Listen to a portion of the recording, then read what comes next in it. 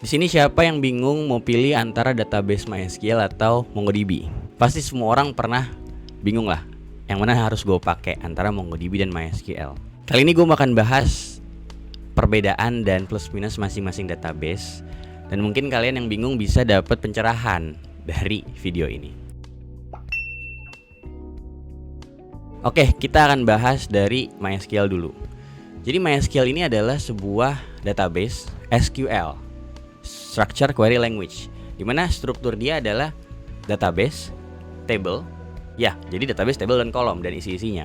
Jadi di MySQL, untuk membuat atau untuk menstructure sebuah database, kita harus planning dulu. Kita harus siapkan bentuknya kayak gimana. Misalnya kita mau bikin table user, kita mau nyimpan data user, berarti kita harus merencanakan, oke, di table user gue akan ngisi ID-nya, ada email, ada nama, ada nomor HP, ada alamat.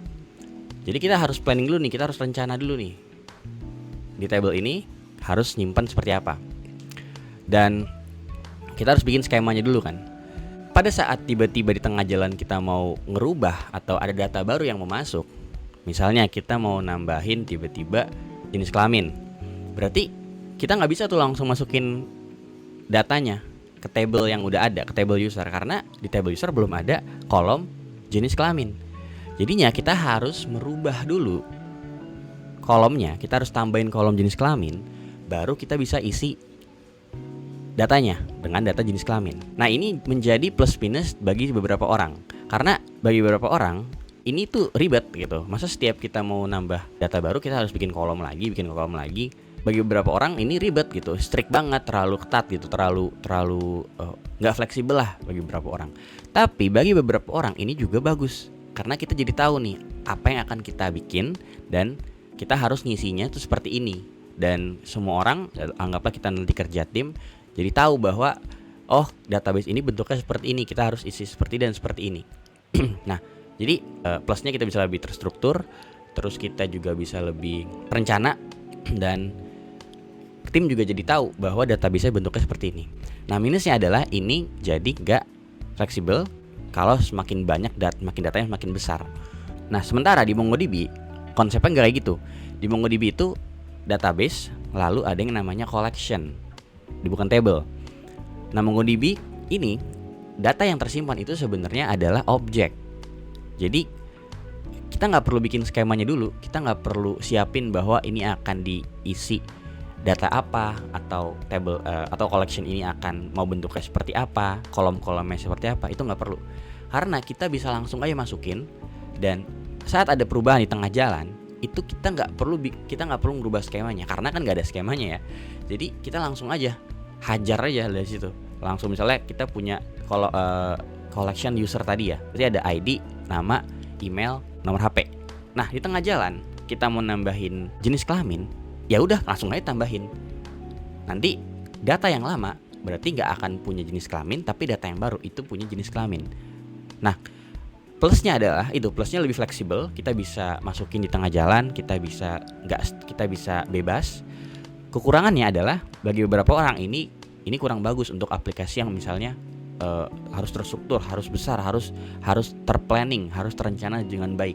Jadi nanti data kita akan bolong-bolong tuh. Data lama itu nggak punya jenis kelamin, data baru punya jenis kelamin. Nah, itu bagi beberapa orang masalah, tapi bagi beberapa orang juga itu gue suka gitu, karena lebih fleksibel dan lebih cepat. Kita nggak perlu merencanakan dulu sebenarnya kayak gitu. Di MySQL itu ada yang namanya relation. Jadi anggaplah kita punya table user tadi, terus table user kita mau menyimpan data pesanan. Nah, karena satu table ini anggaplah semakin lama semakin panjang ya, kolomnya makin banyak. Misalnya kita nyimpen juga nih pesanannya, barangnya apa, berapa harganya, kuantitinya berapa. Kita nggak bisa tuh nyimpen dalam satu table aja, satu table user. Kita harus bikin table baru, terus kita kasih relasi namanya. Kita kasih hubungan antara table ini dan table ini. Di MySQL ada banyak relasi, jenis relasi, ada one to one, ada one to many, ada many to many. Dan masing-masing punya kegunaan sendiri-sendiri. Bagi beberapa orang bikin relasi kayak gini itu mereka nggak suka, ini ribet. Gue mendingan nggak mau urusin kayak gini lah, karena harus kita planning banget. Ini bentuknya kayak gimana, data ini koneksinya sama yang mana. Tapi bagi beberapa orang juga plus, karena kita jadi lebih terstruktur. Data ini bentuknya akan seperti ini dan dia punya relasi terhadap data ini, terhadap table ini. Nah, di MongoDB nggak kayak gitu. Di MongoDB karena objek, kita bisa aja langsung masukin objek dalam objek. Jadi kita nggak perlu bikin collection baru. Walaupun sebenarnya bisa juga kita punya beberapa collection terus dikonekin ke collection yang satu. Tapi tetap aja datanya tuh berelasi secara manual sebenarnya. Kita bisa masukin objek di dalam satu collection aja. Dan ini jauh lebih fleksibel sebenarnya. Kelebihannya itu. Kekurangannya adalah semakin besar, semakin aplikasi kita makin gede, kita makin bingung nih ngatur datanya sebenarnya. Dan pasti banyak data yang tidak seragam, banyak yang bolong-bolong. Tapi balik lagi sih, itu akan tergantung dari bagaimana kita manage datanya. Nah, dari kedua perbedaan itu plus minus MySQL, nah muncul pertanyaan, yang mana yang harus kita pakai di antara kedua itu? Kalau gue pribadi, gue jujur gue pakai dua-duanya. Jadi gue pakai MySQL untuk database utama. Jadi data-data transaksi, data-data user, data-data yang penting itu gue masukin ke MySQL. Dan MongoDB gue pakai untuk data-data yang sifatnya bisa banyak berubah. Misalnya apa? Gue menyimpan data log.